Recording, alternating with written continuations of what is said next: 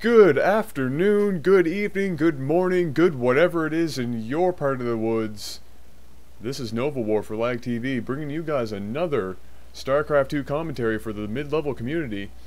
This game, we're looking at a Protoss versus Zerg. Projectlemon, it's a very nice name, I'm digging the name, versus Snoz. Not a bad name either, it's pretty good stuff. While this game is getting started here, I would like to let you guys know what's going on. I'm actually at my place right now recording this. I'm not at Jeff's, and if you notice an audio difference, that's why. At Jeff's, you know, he has a studio microphone. It's much higher quality than the $12 Zalman clip-on I'm using right now. But if you notice an audio quality difference, that would be why. If it's really crappy, if you guys don't like you know, how bad it sounds, or if it's not up to snuff because you're used to our usual audio quality, just let me know and we'll try not to do as many here at my place. The reason we're doing this is because you know, Jeff and I live far enough apart that we can't get together and do commentaries very often. And so it's easier for us if we can do solo commentaries in between the times that we are not together, to be able to bring you guys more content more frequently, which is exactly what we would love to do for you guys. But that's enough of that stuff. You know, last thing, also, if you notice a video quality difference, let us know as well. Just in general, let us know what the quality of the video is like, and we'll go from there. But for now, enough of all that crap, let's talk about what's going on. Projectlemon dropping a 14 pool right now, and one extractor. It's been a long week, folks, just live with me. Yeah, down here we're seeing Snoz not doing anything too peculiar. He's got his gateway and his assimilator. It seems like he might have got his assimilator before he dropped his gateway. But this is a very standard opening for a Protoss player, right into that cybernetics core.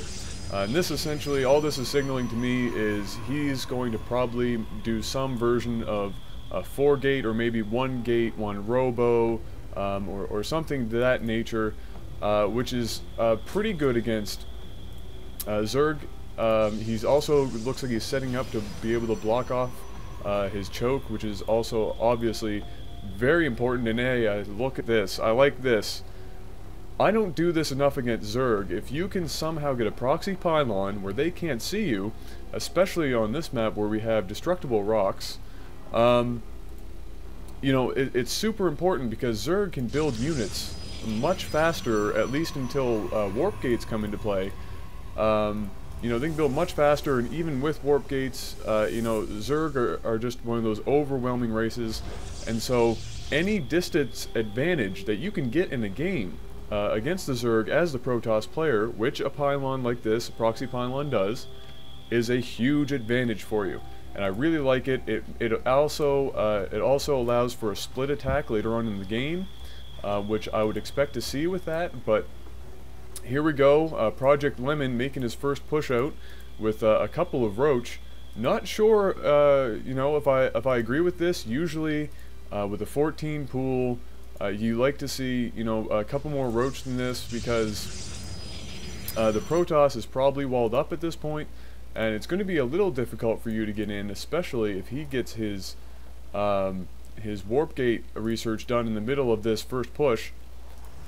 Jeff and I have also said, while I'm looking over here, Jeff and I have also said in the past that this is a really good move here. What Snoz has done, he's put this pylon over here by these destructible rocks to see if they are being destroyed. And look at this, good force field by Snoz. Excellent force field to keep those roach out, which is really important right now, because he's going to be able to make this push in here if he really wants to.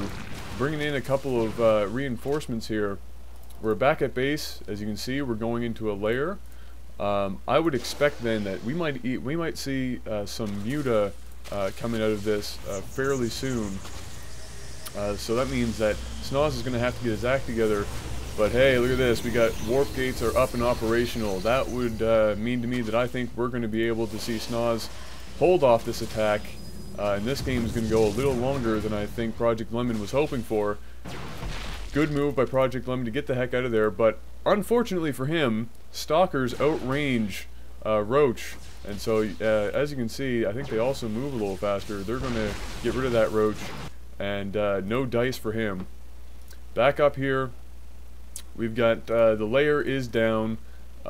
Nothing else major happening right now except for this expansion down here, which I think he just threw up, which is a pretty timely expansion, but I'm not sure. I would have maybe waited to build up a couple more units, because as he saw with Snoz having that gate up, now look at this. This is going to go down. He should probably cancel that. With those warp gates up, he should have known that a counterattack was pretty likely. I don't know. I don't think he canceled that. That wasn't too smart. And as we see Snoz making this push up into the base, he turns around and gets out of there.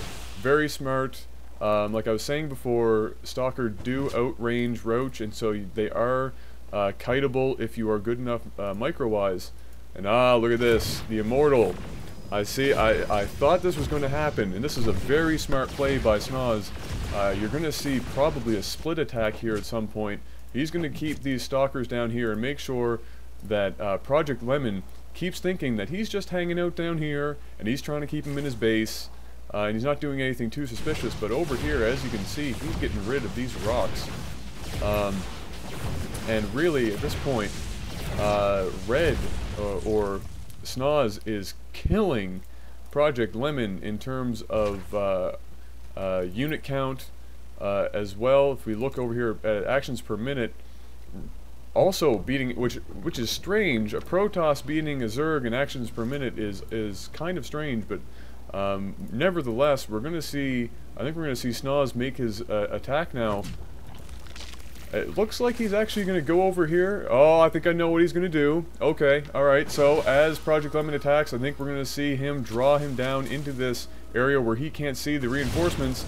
And look at that, that was absolutely beautiful. That was a good job by Snoz, making use of that, making use of those trees that Projectlemon can't see past. He would have had no idea that those reinforcements were there, and of course that Immortal is just going to rip through all of these Roach. Very strong against Roach are those Immortals. And that Queen crawling for her life, but there's just no way in hell that's going to go down. And I think as this proxy pylon keeps pumping out units, we're going to see a good game here very shortly. Excellent job by Snoz making use of that proxy pylon early on. Good job defending against that early attack. You know, it wasn't a perfect defense. It could have been a little bit better in terms of kiting those Roach, but you know what? As it turns out, it doesn't matter, because he's going to take this game, and that was a good game. I think this is a gold level match. Very excellent abilities shown by both players. As you can see, though, Blue kind of hurting in the mineral lines. I didn't look at this earlier, but as it turns out, he was really down in Harvesters, which is probably another reason why he didn't win that match. But Snoz, well done, sir. As you guys know, I am a Protoss player, and there's nothing more I love to see than Protoss taking on a Zerg player, especially with an early Roach push, or a semi-early Roach push, which we saw here. It can be difficult to deal with if you are not prepared for it, or if you're not particularly good as a player. And so I love seeing that defense. I love seeing good use of a proxy pylon. It was a bit of luck that Blue didn't spot that earlier on with an Overseer or even an Overlord being so close to his base. He definitely, you know, Projectlemon definitely should have been checking out this area to make sure Snoz wasn't breaking those rocks, which he inevitably did. And that was the big clincher there as those forces collided behind these trees. And Snoz taking the win. So that was a very good game. I liked it. I liked the play. That was, you know, it was very good, very well done. I think that's going to do it. I'm not going to talk too much more about this stuff.